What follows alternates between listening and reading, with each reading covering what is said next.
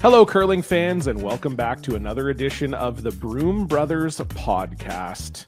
It is the official podcast of the curling group and the Grand Slam of curling, and we got a packed episode. We're going to interview Brad Jacobs coming up in a little bit, but before we get there, we do need to unpack the St. John Slam. We've got some more team changes, improbably, and we're excited to dig into all of that for you. I am John Cullen, and with me is I guess we would say my Howard Finkel, Robbie Doherty. Is here. Oh, dear. Sorry, Karen. John. Well, Robbie, let's dive right into it. I think we're going to get into, the whole discussion around the booing and all of that stuff with Brad. So we won't go too much into it, but obviously it is worth talking about the crowd in St. John's. You were sort of the maestro. For those of you who don't know who Howard Finkel is, he's the old WWE ring announcer. The GOAT. The GOAT. Yeah, the Grand Slam showed off some new changes in the finals with having the players individually enter through a tunnel, which I thought was amazing. But I'll just throw it over to you because you were in the center of it all. You were feeling the energy from the crowd. Tell me about just the Kioti National in St. John's in general. How are you feeling about it? We're now almost a week out from it. Are you still recovering? Or your ears still ringing? Tell me about it. My ears are still ringling. My emotions are still tingling. I can't believe what happened. Last week was hands down, in my opinion, the greatest curling event of all time. It was everything about it was so much fun.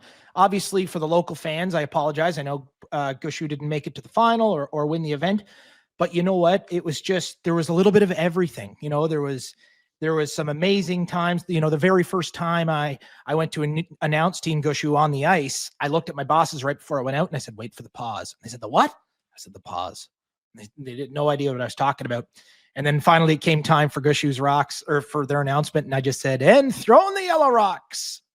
And I kind of set the mic down, and the standing ovation, roof was shaking. I just look over at them and I just give them a big wink. That's what all made sense. But truly, like, for anybody in St. John's who's listening to this, you guys were absolutely outstanding. I can't remember any time being in any kind of an audience, like that, not just curling. Certainly at curling, it stood out, but everything from the organization to the venue, to the volunteers, to the host city, the community support, the community awareness, it was just off the charts. So, hey, hats off. Well done, St. John's. It was amazing. I was up in the broadcast booth, and so we were up above the arena.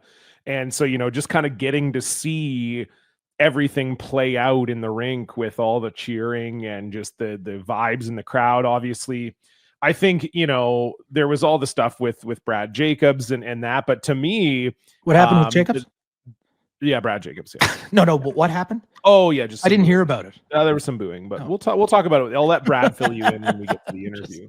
But yeah, it was for me, the highlight was Thursday night. Mike McEwen doing that separate entrance. They bring out the ugly stick, the Saskatchewan flag, and I think that was, and Brad will talk about this a little bit in his interview, but I think to me that's what really was the spirit of St. John's, was that maybe you were a villain if you were playing Team Gushu, but it was like a happy villain. It was like the crowd, it was like everybody was in on the joke. It kind of felt like, not that it was a joke, but you know what I mean? It was like that feeling of like everybody was in on, you're playing Brad Gushu, so we don't like you, but we do like you, and you're cool, and like whatever, we just don't like you for the next 2 hours. And I think all of that stuff was great.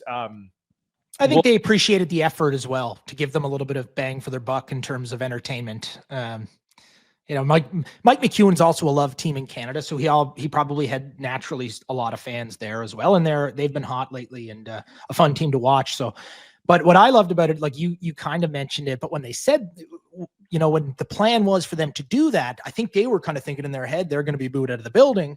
And they got a standing ovation. So it was like you said, it was the different kind of cheer. It was like you know what? that's awesome. Well done. Yeah, good for you guys. We know what you're doing. We get what you're doing, and we love it. Yeah, I thought all of that was awesome. And like I said, we're going to get into the crowd a lot with Brad Jacobs, so we'll skip over that for now.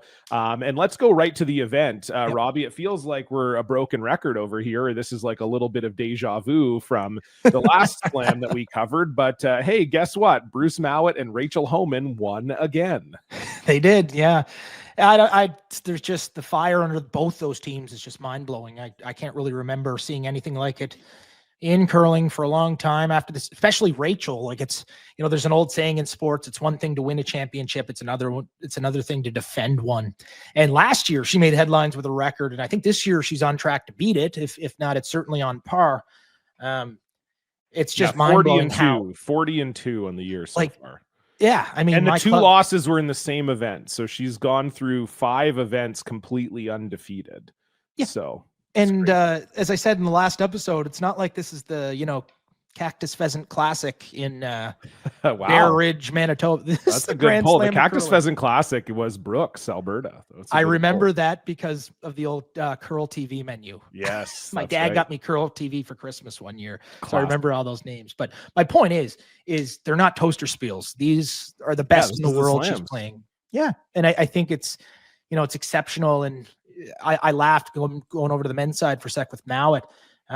So that obviously for anyone who watches on TV, I always interview the winner right after the game, and it was kind of looking like Mowat was going to win. And I went, hit the talkback button, talked to Jordan, our producer. I said, Jordan, man, I don't know what to ask him. I've asked him everything there is here. And so I keep talking to him. I'm not going to write an Emmy speech for this interview after the game. He just laughed. But you know what? That team, both these teams, I'm just going to focus on Mowat for a second because, as Canadian fans, we don't see them as much or hear as much about them. But, the way they conduct themselves and the way they discipline themselves and the amount of work they put in, you can just see the rewards coming through and the confidence they've had. The thing that blows my mind about that team is, they're not playing easy shots. Like some of these quiet weight, tap one out the side and roll buried to the center line. Like those are so hard.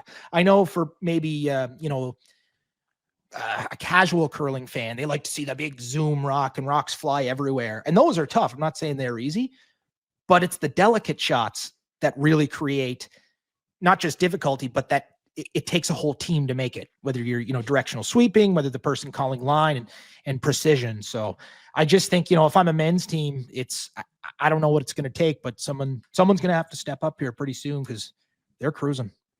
Yeah. I mean, I agree. I think, it's interesting because I referenced this in the interview that you'll hear with Brad, but I did a Vice Sports article with Brad Jacobs 10 years ago when they were, when they had won the Olympic gold medal, and it was really focused on their training, and I think Brad Jacobs was one of the first full teams where everybody was in the gym and was really focused on that part of it. Obviously there had been individual players before that were in shape, but Jacobs was kind of one of the first teams that really took that to the max. Yeah. And I remember a quote from Brad in that article. He said, I fully believe where curling is going. If you're not in the gym, you may as well quit. And if you don't keep working, you will be passed. And I just think of that now with Bruce, where I think you're exactly right in that their work ethic is so strong that it's like laying the gauntlet down for other teams. It's like, if you're not willing to be working your ass off all the time, you will not beat them. No, I agree. And I think it's just, that's what's really impressive to me about them, and Rachel too, of course. I mean, I think that goes for both of them.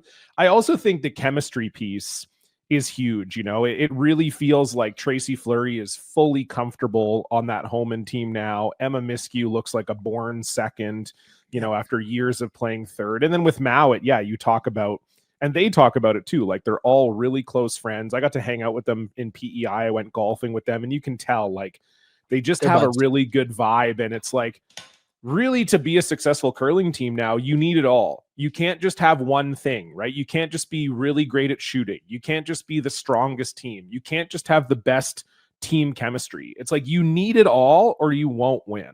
On and off the ice. Yeah, that's what I mean. Yeah. 100%. That's what I love about that team.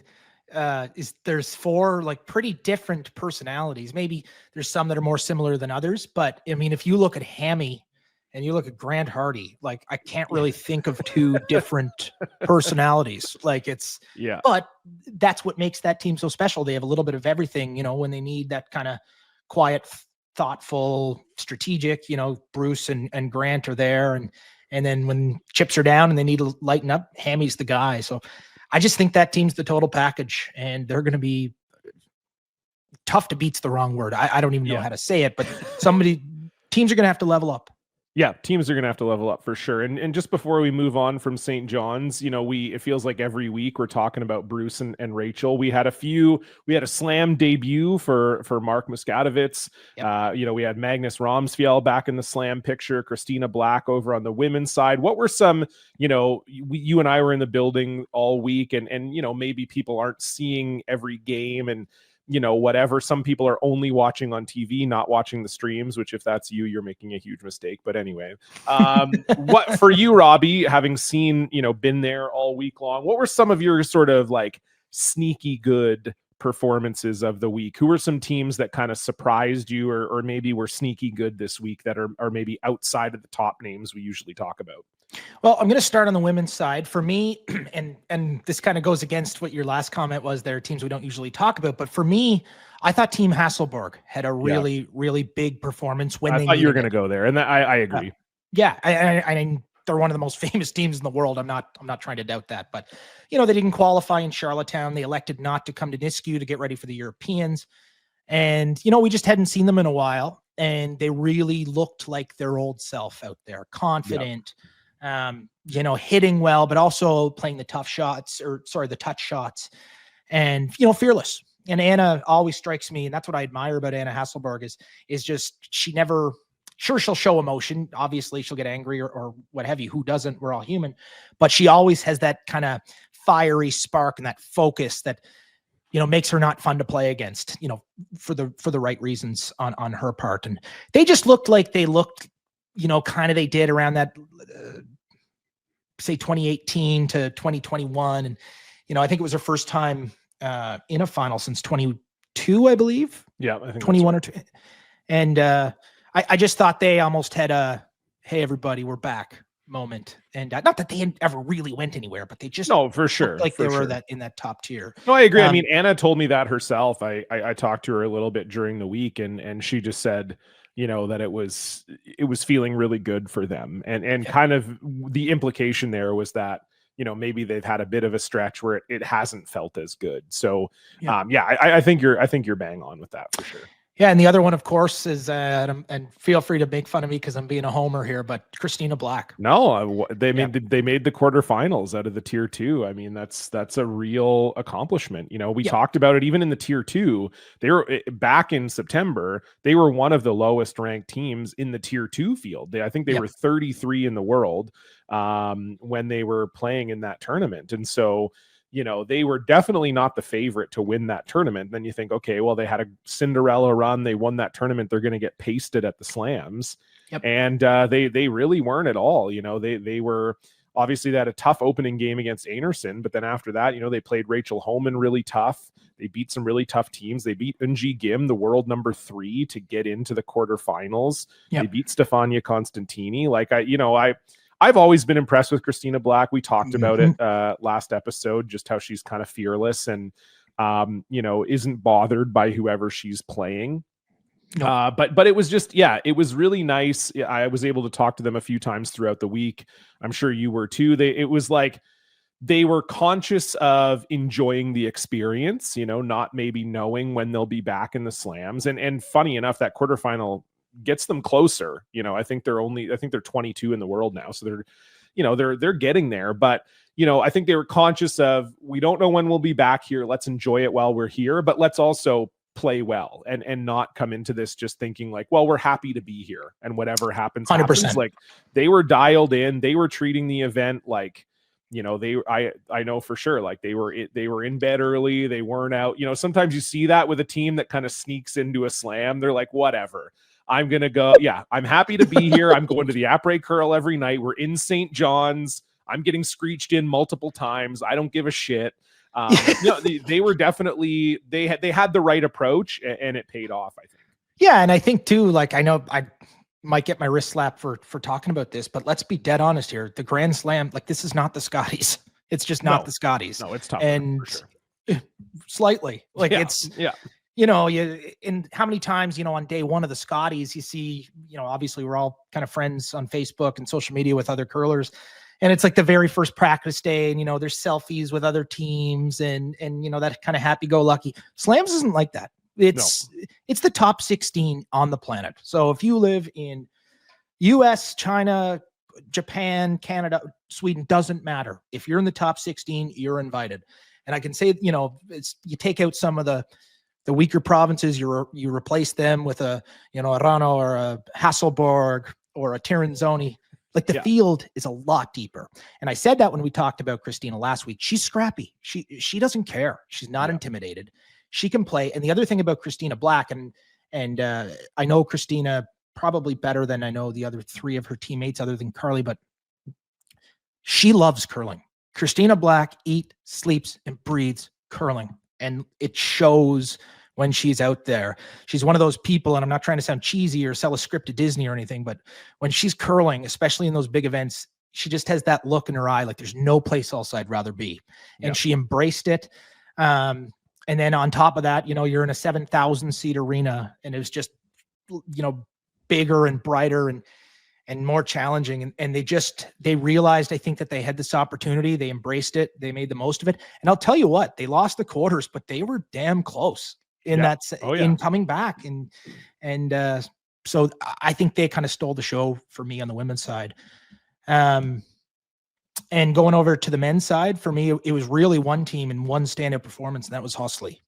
Yeah. And that night against Gushu, sold out. I think it was Friday night. Yeah. Brad needed a win before the game started, needed a win to guarantee a playoff spot. He did end up getting in despite losing to Husley, but yeah, exactly. At the moment, seemed like they needed a win to get into the playoffs. So did Brad. Friday night, sold out at a slam. Yeah, they made everything, and it wasn't. I'm a club curler, John. Now, like, let's just face it. You and me so many both, times, buddy. You play teams that you should beat, and they're wicking off things and getting lucky, if you will. That wasn't the case with Husley. They were calling tough shots, and they were making them perfectly. And, they just didn't really leave Brad with much. And to do that, not just against a team like Gushu, when you haven't been to, a tenth of as many slams as that team has, but to do it in front of their home crowd, in front of 7,000 people, that to me says a lot about that team. And I think we're going to be seeing a lot of them in the next 15, 20 years. Yeah, it was funny. I actually had heard, and obviously I've seen, Husley play before, even on, when I was working for Curling Live, they were in a few of the events that I had streamed and stuff. And I had actually heard from a few people this week, even before that game against Brad and everything, that I know other curlers are really impressed with Philip. He's the last rock thrower for Team Husley. His brother Marco is the skip and throws third. But I had heard that from a few people, say, keep your eye on this guy. And that's not to say that the whole team isn't good, because they are, obviously. But people said Philip he's the real deal as a last rock thrower. And I definitely saw that this week. And I agree. I loved that. I just want to give a quick shout out. I've been on the call for a lot of games this year. I watch a lot of curling as well, even when I'm not commentating. And Michael Brunner and Mark Muscatowicz on that Friday night had the best game I've seen this year. Just the most entertaining game, back and forth. There was tons of rocks in play every end.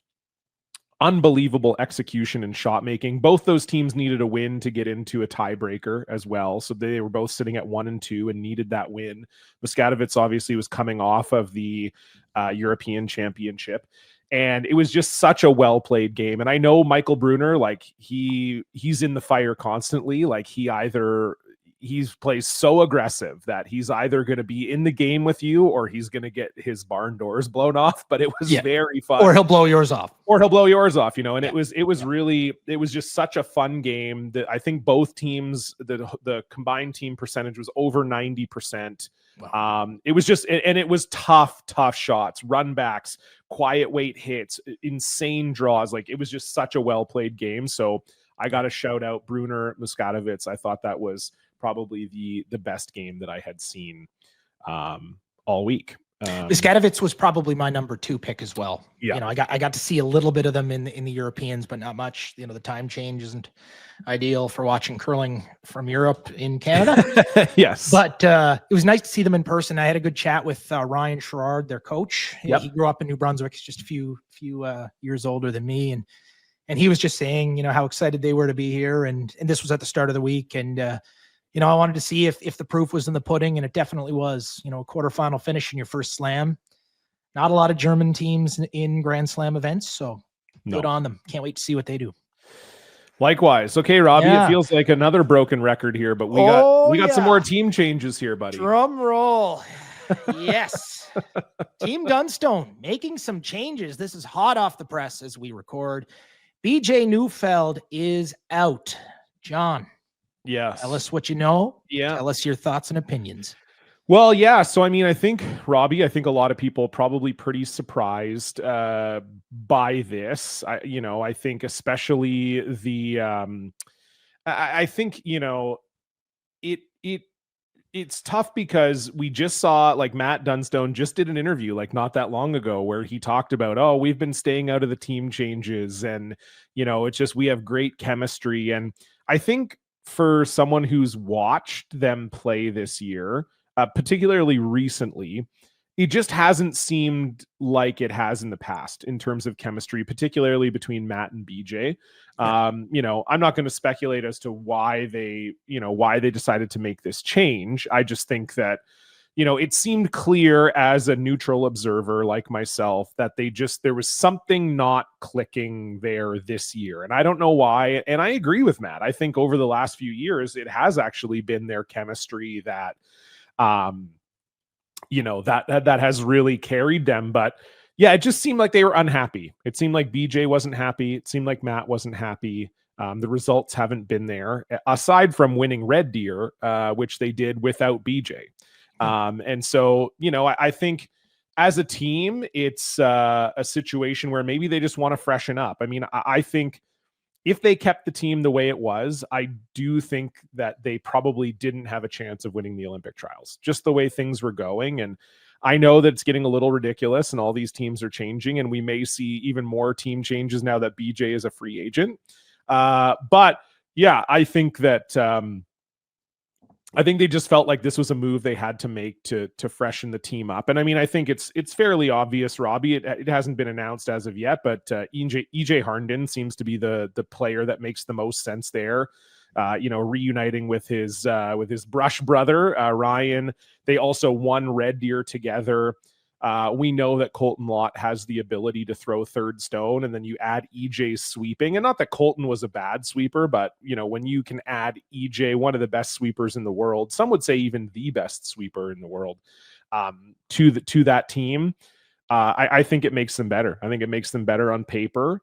And, you know, tough move for sure. Tough timing as well. We're into December now, Robbie. So this is, you know, we're getting late. Like, this is, I've had a few top curlers tell me today, they think that this is the toughest cut, you know, of all the, like, of the Botcher, of the Carruthers, all that. Not that Derek was cut, but like of all the team changes, this is the toughest. I think so. I think so. It's December, like you just said it. Yeah. It's one thing if it's, you know, September's late. We were talking about when Gushu made the EJ announcement originally, how late it was. Now it's what, 6 weeks later? Like, yeah, you know, as play downs and all that stuff kind of comes around. And I want to go back and add to what you said about adding EJ as a sweeper. The thing that does it for me is you're not just adding EJ as a sweeper, you're adding EJ with Ryan. Yes, and for sure. Those guys are they're brothers. You know, they're both really strong and really good, but they've been through so much together. They've won a trials together. They've won an Olympics together. You know, that's the pinnacle of the sports world no matter what it is. You know, I don't think there's going to be a lot of situations where they're going to be intimidated by or, you know, uncomfortable in. And that adds so much, not to mention their technical ability of, you know, keeping a rock straight or making it go further. So I think that it levels that team up. Totally. And I think, you know, we saw in that first Briar that they played apart from each other, right? Where they played in that final, Ryan on Team Dunstone, EJ on Team Gaju.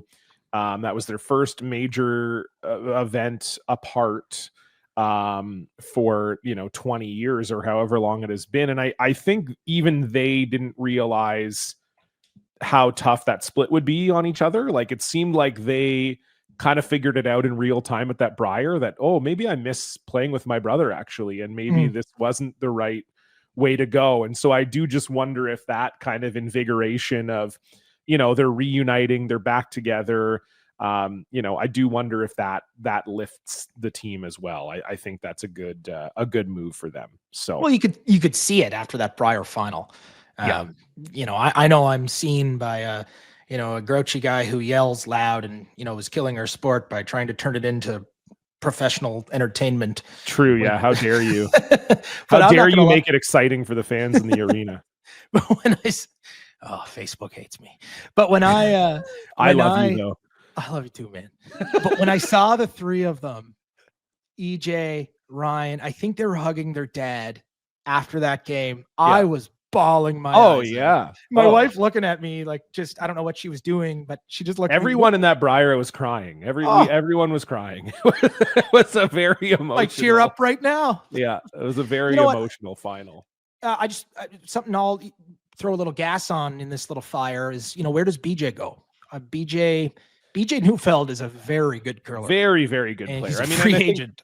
I think that's the thing too, right? That you know, like, this to me is not an ability cut. No, you know, I think it's very much a team chemistry cut, and maybe just a thought that they could improve the sweeping a little bit. But yeah, I mean, you're right. Like, BJ, great player, one of the best of this generation.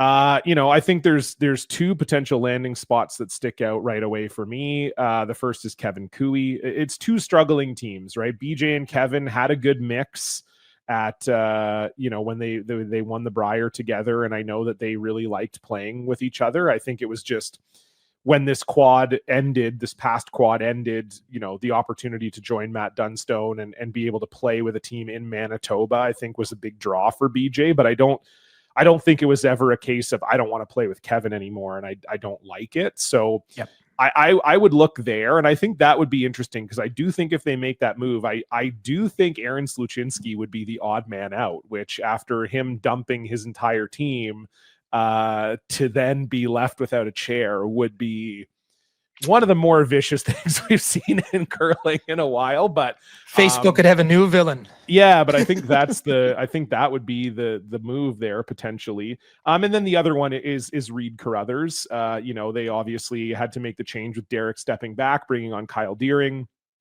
and it just hasn't been the year they expected. Again, I think everybody thinks Catlin is a good player and a good guy, but you know, and again, this is no insider knowledge here at all. I'm just throwing stuff at the wall. I think, you know, you look at Team Carruthers' record, they're out of the slams as of right now. I don't believe they're going to be in Guelph. That hasn't been the full thing is not announced for another 5 days, I think, as we record this, but the field, I should say, the full thing is the word I used instead of field. The field has not been decided yet, but it does look like Carruthers will be on the outside looking in.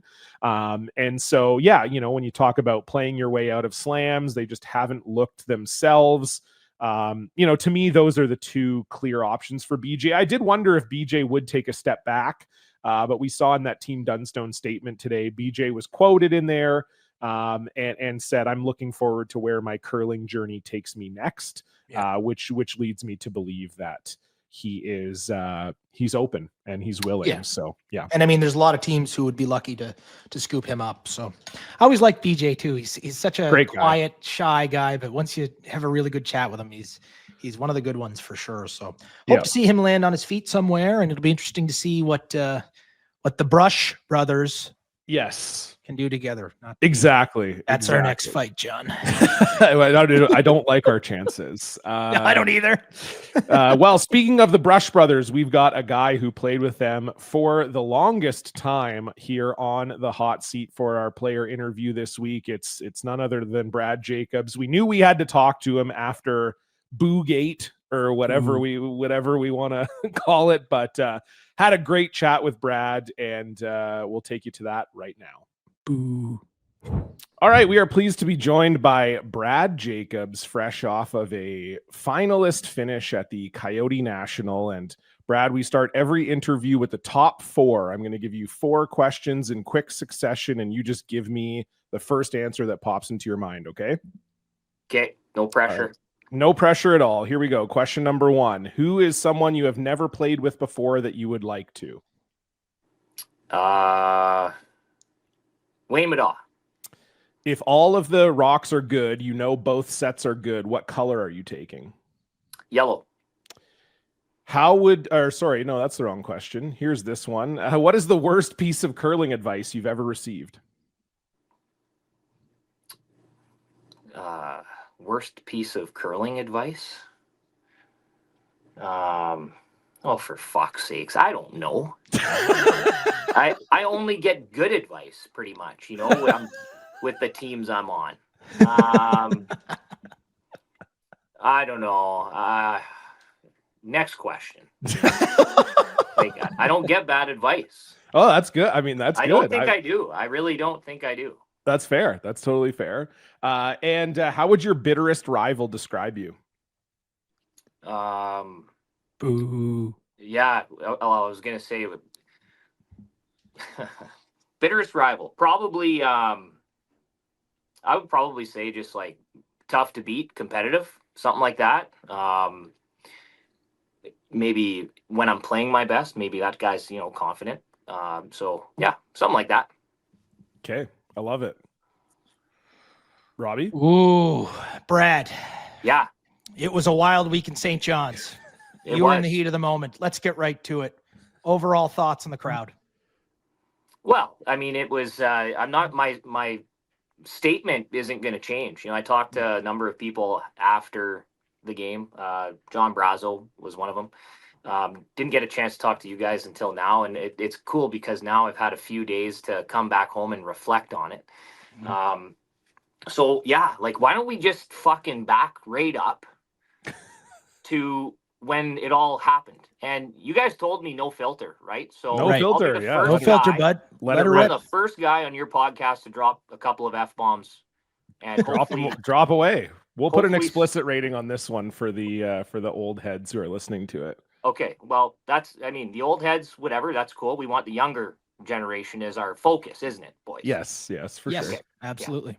So let's get a few more of them involved in watching curling and cheering. But anyways, back up. So I think one of the worst piece of advice would probably be to take 1 in 7 against Gushu. if I can think back, right? We finally got to the point where we ended up deciding to, give them 1 and retain the hammer. But you think about it, it's like, yeah, okay, we have an opportunity to go up 2 here. It's just the shot was relatively easy. Don't get me wrong, but it wasn't that. It was more like, what if we get to the 8th end and Brad has the winning rock in his hand for 3?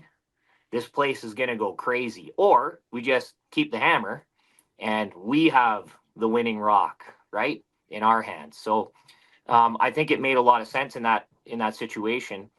The crowd obviously didn't like it. I know that unfortunately, John, you weren't there to experience it in person, but Robbie was. Mm-hmm. And when they started booing, I thought to myself, this is fucking great. Mm-hmm. I'm going to have some fun with this. Like, bring it on. It actually made me think of the 2013 Brier when Kevin Martin had to win and Glenn Howard and Jeff Stoughton both had to lose. And at one point, the crowd was like, it was rammed in Edmonton in their old big arena where the Oilers play. And the whole crowd was chanting Howard, Howard, Howard, right before he was about to throw his last rock. And he just kind of stood up and kind of went like this, like louder. And so it made me think of that. So I did the same sort of thing because it was like, whoa. Ben said it great after the game, by the way, Hebert. He said, I'm an old fuck now. I've been around 22 years, 21, 22 years in this sport. I don't get a whole lot of new experiences. That was fucking awesome, he goes. And I couldn't agree more. We don't get, and that's something that we'll never forget. Because all these spiels, all these tournaments, they just blend into one another, clubs and slams and not a whole lot of different things, happen or exciting things. And that was really cool. So I was doing it for fun. I wanted to hear more booing. I think that most of the people in the arena, or a lot of people in the arena, when I looked around, I saw a lot of smiling faces. They got it, especially people that were close to me that could see me, like see physically how I would like my expression, my body language. It was for like fun. But I think a lot of people up in the nosebleeds took offense to it and thought that I was chirping them. And that wasn't it at all. And so don't take offense when offense was not intended. Someone told me at one point, that's just plain stupid to do that. And that's, it was not even close from me to offend anyone. It was like, let's have a little bit of fun with this here. And then it just continued from the nosebleeds, especially as we continued to throw shots. Now I want to say it's all good. Like it's all in good fun. And we really loved it. Curling needs more of that. I think we can all agree on that. And I'd like to hear your thoughts on it in just a sec here. But I don't think that booing Brett Gallant was very cool. They must have a pretty short memory in Newfoundland, because I'm pretty sure that guy swept that team by himself to 2 Brier wins out of 4. And the first one in that building. And they were booing him. I know he's on our side now. And he doesn't care, by the way. He's like, it's all good. Like, I don't even care. But he swept that winning rock. We all remember that. And that place went ballistic. So don't forget that, Newfoundland. Come on. Fuck. I'm not booing that response. That was, yeah. Okay. Well said. Well said. I mean, I think there's definitely a few things to unpack there. I think, I want to start with you specifically, because I think a few people mentioned this in the sort of aftermath of it. Even Brad Gushue himself mentioned this, that, you are maybe the wrong guy to boo. Like that fires you up. You are a guy that, you feed off of that. Right. And you and I have been talking about this for a decade. You and I talked on the phone last night, and I was thinking about when I wrote that article in Vice Sports about you and your team back in 2014. And we were talking about how people didn't necessarily like that you were encouraging cheering and a crowd response. But I'm just curious how you think about it as a whole, because I think you are definitely a guy that can handle it and would thrive off of it. But do you think there are curlers out there who maybe couldn't thrive off of it, and maybe it's a bad thing for them? Like, what would your kind of response to that be? Because I feel like I've seen a lot of people say that, well, maybe Brad could handle it, but I don't think I want it to turn into something that happens all the time in case a curler doesn't like it or can't handle it. Right. Well, I like what Brad Gushue said after the whole thing happened. And he said, grow up. If you don't like it, grow up. I mean, hey, we need more of that in our sport. That plain and simple. You look at every other competitive sport, when certain teams and rivals, roll into a city, and they're the team that rolls in might not be the favorite, and they do something in that game that the crowd doesn't like. Do they get booed? Why should curling be any different, right? I was actually talking to a good friend of mine yesterday. She's a referee at a very high level, like international women's hockey referee. She actually just refereed the opening game in the PWHL in Ottawa. Made a couple calls last night that were controversial, last night or the night before in the game. Think that her and the refs got booed? They all Yes, got booed. Maybe. Right? And that's great. We need more of that stuff in curling. So bring it on. I hope that we go to more cities and we see a little bit more crowd reaction, people getting into it. We want to see more younger people in the crowd. You know, our whole goal, besides going out there and trying to win, and I said this to you last night, John, is it's our job. We are entertainers.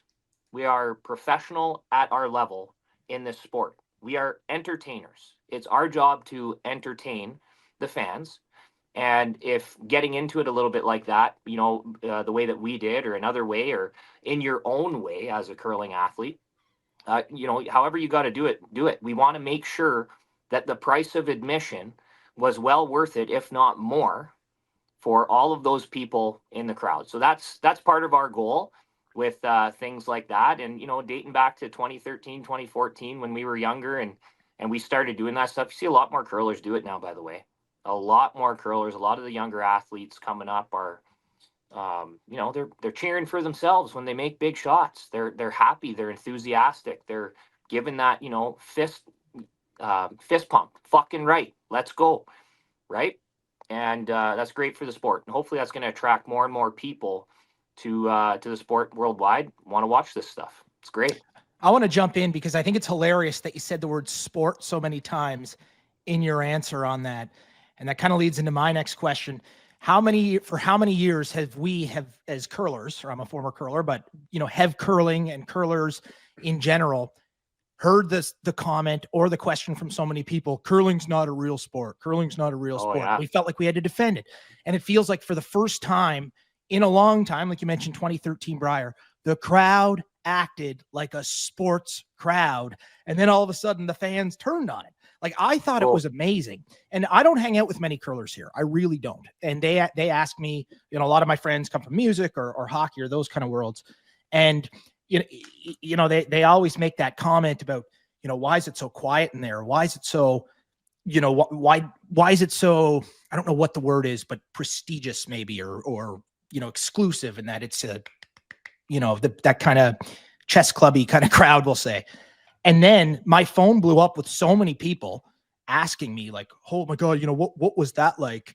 Holy crap. Because that's the stuff that they turn their attention to. When they see that live crowd, they're going to say, you know, I still don't really care about the curling, but I want to go to that event. It's like darts in Europe. So my question to add to that, going forward, and we heard your response personally, but maybe on behalf of your team, and I'm not trying to tell you to summarize and generalize for everybody, but if you could take a guess and speak on behalf of the rest of the curlers, how do you think they would like the crowd to react? Good question. You'd probably get mixed responses. But you know what I want to see more of? Like an Olympic crowd.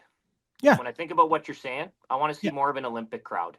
You know, the chanting, the cheering, having a good time in the stands. There's a party going on in the venue. Oh, and there's also curling happening, right? And you can get into exactly. You can get into those moments, and whatever you kind of want, you can do different things at the game. There's entertainment and things happening outside of the actual curling. But you're right, Robbie. I think that I've heard lots growing up. You know, curling's not cool. Curling's not a real sport. You know, there's no future in that. You'll never make it. Do something realistic. Well, maybe for some people. I'm really glad that we stuck this out, though. And curling is a real sport. That's BS. I actually feel like we're at a point, going back to what you were saying, where we don't have to defend it anymore. You look at these athletes, you look at the shape that people are in now, men and women, what we're capable of, how the sport is, it seems to be growing. I don't know the analytics, the statistics on it, but I feel like we're in a really, really great spot for the game to really explode internationally. And that's kind of the way that I would see it. I know that's maybe speaking for my team, for all of the curlers. We just want to see more growth in this game. We would love to be doing this at a professional level one day. And, you know, really, I would say be compensated properly for the entertainment and the value that we bring to the market, to the sports market. And I think we're getting there. Yeah, I agree. We're getting there. We're certainly a lot closer than we were once upon a time. Yeah. And it's great to see. And I think too, to add to my comment, and John, feel free to jump in on this, is, you know, so many fans I read online, they get so caught up on the boos, but I don't think it's necessarily, the players or other curling fans in favor of the big atmosphere, they're not telling people to boo. They're just telling people to show some emotion, whether it's a huge cheer, whether it's claps, whether it's the wave, whether it's whatever, noisemakers, build a beer cup pyramid, like what you see at other sporting events. Like, I just think the game obviously needs to change when, wasn't that long ago, there'd be, half filled 1,500 seat arenas, and then boom, we're in a 7,000 seats sold out Mary Brown Center, and it's rocking as if it was Game 7 with the Leafs and the Habs. Like, it just, I think a lot of it's a generational war. I'm trying not to rant here, John. I'm really hoping you're going to cut me off here. Well, yeah, I mean, the MC. I mean, I agree. Like, I think, one thing that kind of stuck out to me about all of this is, and this goes back to your point, Brad, is that, other sporting events, like, if the game sucks, you kind of don't care, right? Because the experience of going and seeing the sport live is what you're paying for. When you buy a ticket to an NHL game, an NFL game, the game might be bad. The result might not be what you want. Like, your team might lose 7-0, and it might be the worst game you've ever seen in your life, but you still had a good time because you ate some arena food, you got caught up in the atmosphere, you got to see your favorite player play live. And I think right now, with where curling, or at least where curling has been in the past, is if you go and the games kind of suck, were you leaving there going, wow, that was worth it? Like, I just sat there quietly for 2 hours, and all 4 games on the draw were a blowout. I don't think I'm going to go back there, right. And so I think, that to me is where I think, when you build that atmosphere and people just have fun being in the building, I think that's where we should head. Brad, have you thought about what like an ideal event would look like? Like, you talk about an Olympic crowd, like, is there anything you think could be added other than just cheering that would sort of help encourage that atmosphere, other than you coming on this podcast and saying, we love it, cheer, boo, whatever? Like, what do you envision, or do you have any vision for what like an ideal curling atmosphere might look like? Sure. I mean, I don't know if this is possible or not, but just listening to what you were saying, and even going through what we went through with the booing and whatnot during our shots, it was loud in there when we were trying to play during our shots, kicking out of the hack, communicating up and down the ice. It was really loud in there with the boos, and we had to yell over that. I love that shit. I love that. I just love it. So if there's other things going on in the arena, it's because it's always been like, everybody be quiet, right? It's almost like, the PGA Tour, someone on the putting green, everybody silence, right? We don't have to do that, I don't think, in curling. You think about, if I go to a Lions game, and I've gone to a couple of Detroit Lions games, and those tickets are like $500 US now because they're winning. $500, go to one game. It's crazy. I don't even know how people afford that. But still, they've got cool things going on in the venue all the time. They got the Cub Cam, where they play the Lion King song, and all the fans hold up their babies, and it's hilarious, and they've got the MC for the game, it's the Lions, third down, or whatever. And it's so loud at all of these different, sporting events. The athletes are out there. Sometimes they can hear, sometimes they can't. But it's the experience of being in that arena and that environment and other things happening that make that ticket worth it when you go to the game. And then obviously, hopefully, there's lots of good plays that happen too that people can cheer for, but there's so many other things going on. So I don't know how we can incorporate that type of stuff maybe into our in-arena venues, whether that's a good idea or not, whether the curlers would like that or not.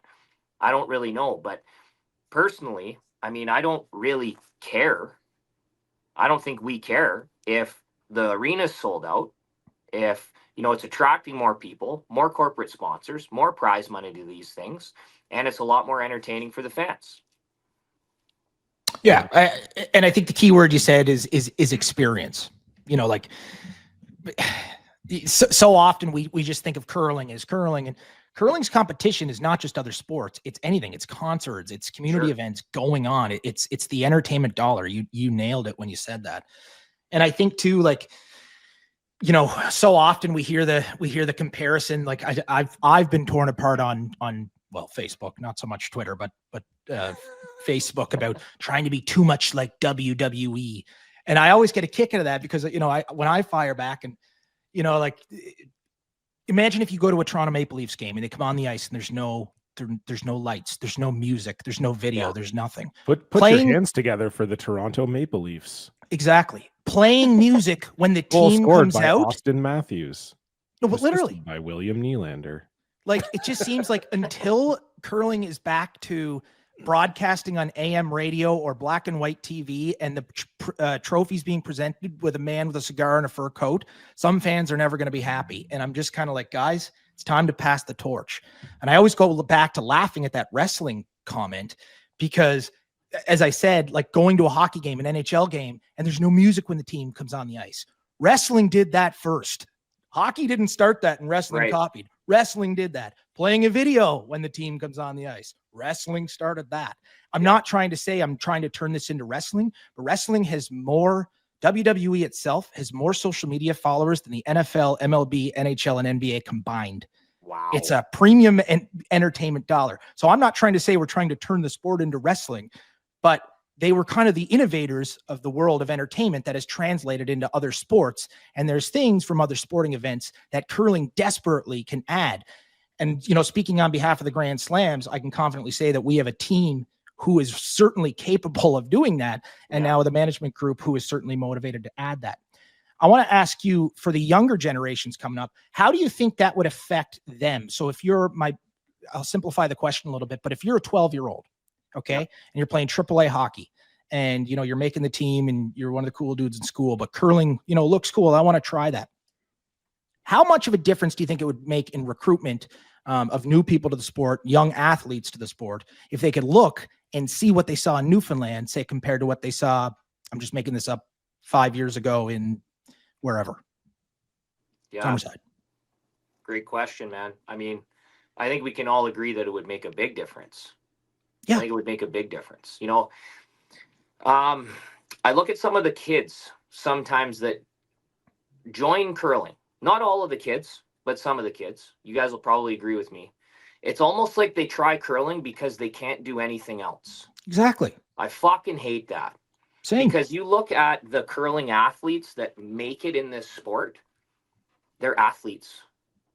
They could have probably done multiple other sports. They were athletes growing up, but they just decided to stick with curling. I mean, we all were, all of us, my entire team, all athletes, played football, those guys, Mark and Ben.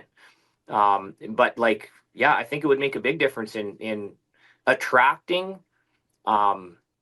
young athletic kids, men and women, to the sport that will pick up on curling very quickly because they're naturally athletic and want to maybe take this thing to the next level. Well, and that's what other countries have done too, right? Right. A lot of the international countries are converting athletes from other sports to become curlers. They say, look, you're the seventh best speed skater in China. You're not going to make the Olympics in speed skating, let's face it. But, you might be able to make it in curling, go try that or whatever. So, yeah, I mean, I think you're right. And I think too, Brad, and you can tell this story because I thought it was great. You told me last night, I think the one thing that curling offers too is that there is also this conversational aspect with the players sometimes too, right? That in other sports, you go to the Leafs or you go to the Detroit Lions, you can boo and you can cheer, but you can't talk to the players. You're not having a conversation with the players while they're playing. But in curling, that is possible. Can you talk about that a little bit? Because I know in St. John's, you had a little thing going with someone in the Jackpot City Lounge, and it's just I feel like that's also a selling point of curling. Yeah, it's totally unique, eh? It's totally unique where we can sign autographs right after the game with everyone that's down at ice level. And we can interact with people in the crowd. They're right there. They're at arm's length away, right? Now, I'll tell in the sixth end against Brad there, we had an opportunity at a double on my first. And I'm coming down to throw the shot, and guy right behind me in the Jackpot City Lounge, right? Yeah. He chirps a bit and he goes, "Don't choke, Jacobs, don't choke." And I'm like, "Oh, that motherfucker. Oh, you're going to get it." I'm like, okay, make this shot for that guy, right? Getting a hack, bang, bang, make it. It was Benny swept it all the way, make it. And then, of course, Brad made a beauty on his next one. But after we made that double, I turned around. I didn't even know who it was, but in the general direction, I pointed and I said, that was for you, bud. And, well, you weren't lying. Yeah, it was. And then, so I'm always going to be me. You know what I mean? And I think that's important. I'm always going to be me. Everybody needs to be themselves. And so I was letting him have it a bit because that was fun. And then Brad made a beauty. Then we had to make a run back on my last. I was pretty confident in that spot. Just don't throw it bad. Throw it good. It's going to be made. Make that shot. We force him. And I go back and I said to the guy, I said in the general direction, I said, who was it that said, don't choke Jacobs? And this guy immediately sells his buddy out and goes, it was him. And I go, nice. I go, that was for you. And I was laughing, but it was a fun interaction. I said, if you think that I'm not going to try to shove that one right up your where, yeah, you got another thing coming, bud. That was for you. I go, but I said, I hope your guys are having fun and enjoying the game. Sounds like you are. And we had a good little interaction. And then, you know what? Even this, I'll say, it's funny because I said before the final, I said, you fans have been great. This has been unlike any other, event we've ever played, and you should be proud of yourselves. We need more fans like you around the world, and never apologize for, the booing and stuff like that. You don't have to apologize to us. I had so many people come up to me and apologize because I'm not scared. I'm going to walk around the arena. I'm not going to try to hide. What's anybody going to do? Like, it's all in good fun in my eyes. And I ran into a lot of people, even when we left after the game and we lost, or coming to the game, wanted pictures. Yeah, absolutely. Let's take some pictures. And they were very apologetic. I said, you have nothing to be sorry about. And that was just a lot of fun. So it's really unique like that. Were you taken back or surprised at all about Brad Gushu's reaction after the game? No. Sorry. I'll add to that. So I interviewed him on the broadcast after, and he made two comments. He said he loved it. And obviously John told us earlier, he said, you're probably not the right guy you want to do that to in terms of getting them off their game, but probably getting them more so on their game. But he also said he would have made the same call. It's pretty safe to say Brad is, I compared Brad last week to the Beatles playing in Liverpool. Like, it was wild. Yeah. Just a hero. But Brad, a lot of times, he keeps things kind of close to the chest. And then I guess why I'm asking is because when I had to ask him the question on air, I didn't know what his answer was going to be. What did you think he would have thought of that at the time? I wasn't too sure. I don't know Brad that well personally at all. But I know that I have a strong feeling he wants to see the sport continue to grow like all of us. And he's been through it all in the sport. So when I saw what he said after, I wasn't at all surprised. He was right. We're probably the wrong team to do that to. They gave us a sniff at a tick and a double peel, and we rammed it down the crowd's throat. I mean, that's that's what we're going to try to do in that moment. Is now really it's motivated us to make all of our shots, and we had a nice open easy hit for the win. But I wasn't surprised by his reaction at all. I thought it was what it should have been. Well, he also told me he probably would have made the same call as you made. Yeah, like on the ice in the seventh. Yeah, exactly. For sure. I mean, you want to keep that hammer. I was super confident in, hey guys, let's just have the hammer coming home and score a point. We just need a point, right? And let's have a good end, put 8 shots together, and we did. And I think most teams in that situation would make that call. And the main reason for us making that call, like I said, was we didn't want them to pretend. There's 3. We lost the quarterfinal to Dunstone this year by giving up 3 in the last end. We've won games this year by getting 3 in the last end with hammer. We weren't about to do that against Mowat in that situation when we had the nice easy shot for 1. But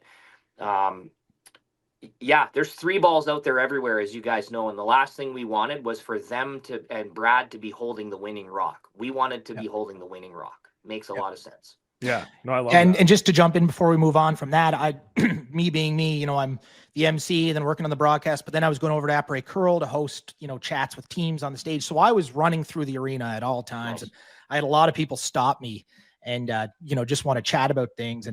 And one person stopped and said, boy, that was, something along the lines of pretty disrespectful call from Jacobs. And I stopped them and I said, you know what? I'm actually going to challenge you on that. I said, I think it's the complete opposite. I think it shows how much respect Team Jacobs has for Team Gushu, 100%. Saying that we feel safer tied with the hammer than to risk allowing them getting the chance for 3 because they're that good. Do you agree with that or disagree? 100%, man. Yeah. No, you nailed it. It's, and to hear that someone thinks that that's a disrespectful call, or even for some people to say that it was disrespectful for me to continue to pump them up to boo more. That's just, I hate to say it, guys, but it's stupid. It's not smart. You know what I mean? Like, it's just not, like, it's not. So, yeah, I had one guy, we were leaving the arena, and I told John this last night. He was yelling at me. He was pointing like this, and he's going, you should be ashamed of yourself, Jacobs. You should be ashamed of yourself. You've changed. And his wife's whacking him. Shut up. And I'm like, holy, what is going on? Like, there's going to be a domestic here. But I'm like, what is this guy doing? You totally missed the point, bro. Yeah. But at least that was a great experience for him and in that moment, right? And stirred up some emotions, baby. But I think that goes back to our original point in this whole conversation 30 minutes ago is, the story about you and the fan in the Jackpot City, the story about the husband getting hit by his wife while telling you off. They're not going to remember that amazing draw behind the corner, dead frozen that John Cullen made in the 6th end. They're going to remember. They're definitely not going to remember me making a shot. But they're going to remember when Brad Jacobs looked back and said, that was for you, buddy. Or when, that's what sports is. That's what entertainment is. If you go to hear Bryan Adams play, you're not buying the feeling of hearing Standing on Your Mama's Porch sung to perfection. Right. You go to feel the way you feel when he plays your favorite song and remember that emotion. That's what makes entertainment. You bet. You nailed it, man. So we need to do a good job to help provide that entertainment. That's how I feel. Yeah. Well, you certainly nailed it this week. Yeah, absolutely. I think we're all in agreement on that, and we're all pulling in the same direction, the three of us. I mean, that's for sure. Just before we let you go, Brad, I do want to get your thoughts here, pivoting a little bit away from St. John's and the crowd, but you and I heard Mark as well and Ben talk this week about how things are starting to come together for your team. Obviously, you've only been together for a few months now and just trying to get things sorted out. And obviously you make the final, which is great, but I'm curious. It does feel like right now in the men's game, it's everybody's chasing Bruce. It feels, they've won 3 slams in a row. They've won 5 events on the year total. They look really great. You obviously saw them firsthand this weekend. Where do you think your team needs to improve to, kind of be up in that conversation with Bruce right now? Like, what are some things that you guys have kind of identified where, by the end of the year, let's say you're playing Bruce at Worlds or whatever, what are the things that you're hoping you've improved on to kind of get to where he's at?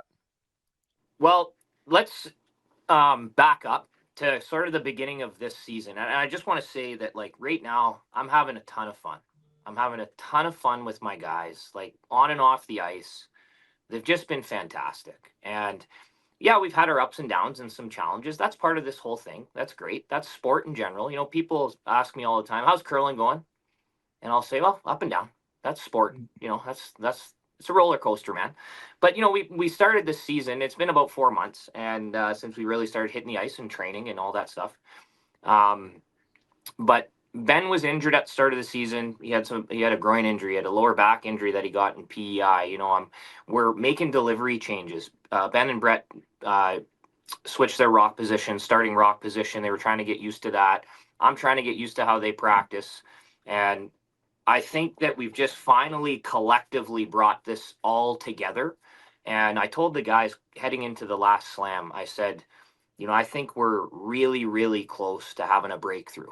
I feel like we're this close to having a breakthrough. I don't know when it's going to happen, but I do see the event in St. John's as being that breakthrough for us, even though we didn't win. By the way, we could have won that final. We left a few shots out there, man, that we don't normally leave out there. Otherwise, we win that game and we win that one. But we're very much in a growth phase right now. I think we've got an amazing trajectory going. The camaraderie on our team is fantastic.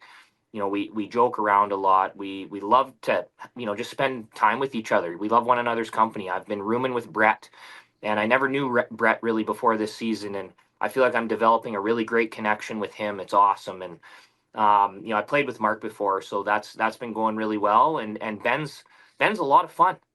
Ben is probably not how a lot of people think Ben actually is. Ben is a ton of fun off the ice and on the ice. He's a great teammate, and he's really good at keeping it light.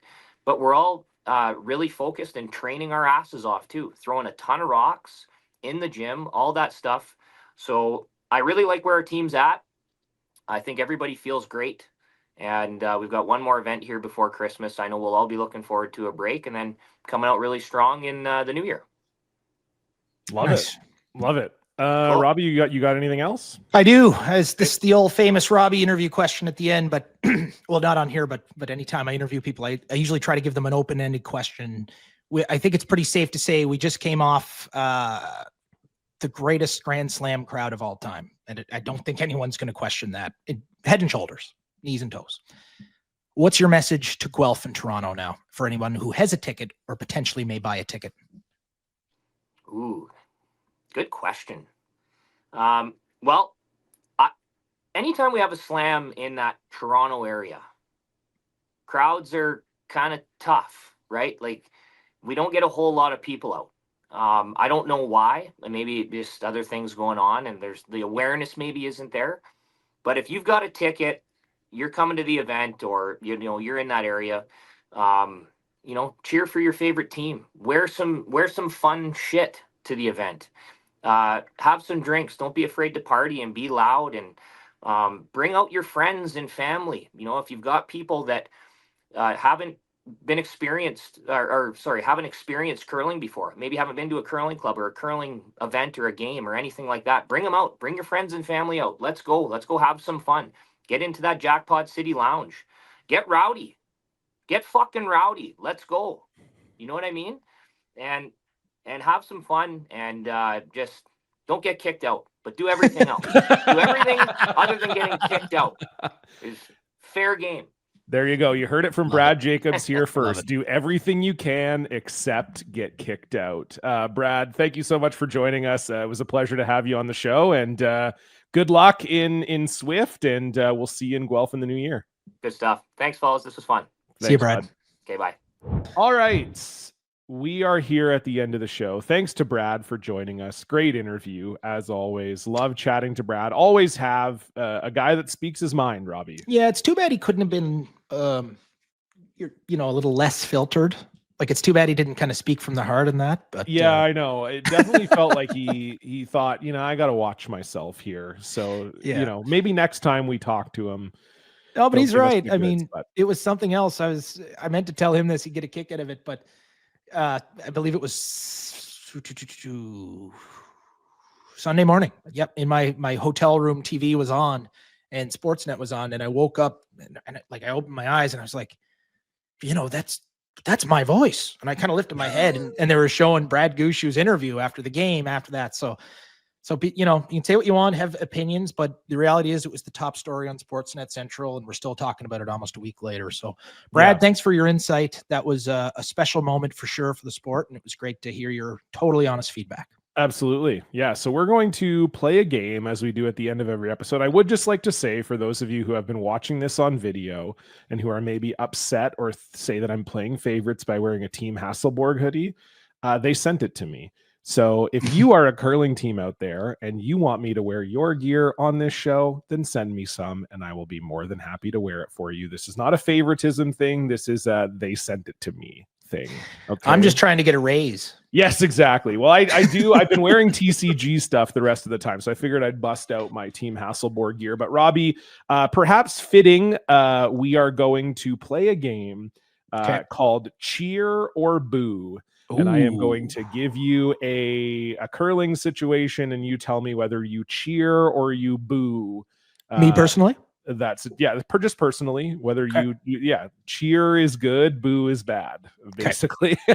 Okay, love it. Okay, cheer or boo. There should be a slam in St. John's every year. Boo.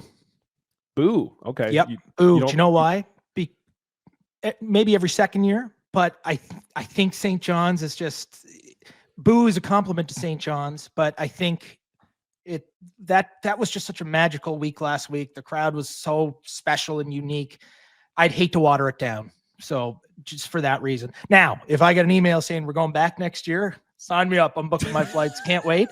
But I would hate to see it lose its kind of mystique, if that makes sense. But so boo's the wrong word, but I think no, you're playing the game, Robbie. You don't have to defend yourself against St. John's. Okay. I love St. John's. I just love it so much. I had so much fun. Sorry, John. Go ahead. No, you're good. Okay. Cheer or boo the new Grand Slam of Curling finals introductions. Big cheer.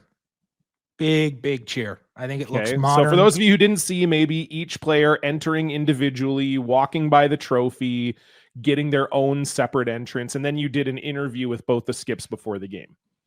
Yeah, and I think going back to our old pregame for the finals, it was certainly getting a little stale and pale. And I think that from the fans' live perspective, before they'd show up and thinking the game was going to start, and then there'd be a 16-minute practice, and we had pre-taped interviews with no one in the arena.